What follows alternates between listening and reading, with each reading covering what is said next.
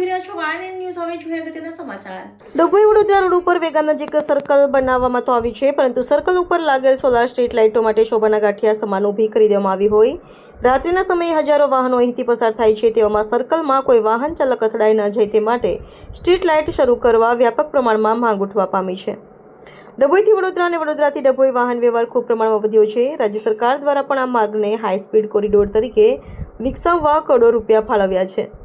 તેવામાં ડભોઈ વેગા ત્રિભેટ નજીક સર્કલ બનાવાયું છે, જે સર્કલ પર તે વર્ષો પૂર્વે સ્ટ્રીટ લાઇટ લાગી હતી, પરંતુ આ સ્ટ્રીટ લાઇટો સોલારથી ચાલતી હોય છેલ્લા ઘણા સમયથી બંધ હાલતમાં છે, જેને લઈ રાત્રિ મુસાફરી કરતા વાહન ચાલકોને સર્કલ પાસે અકસ્માતનો ભય સેવાઈ રહ્યો છે.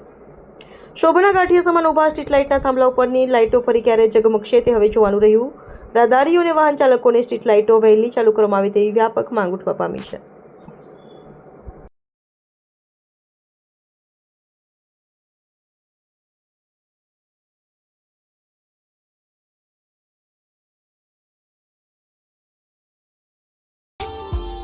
Subscribe now and press the bell icon. Never miss an update.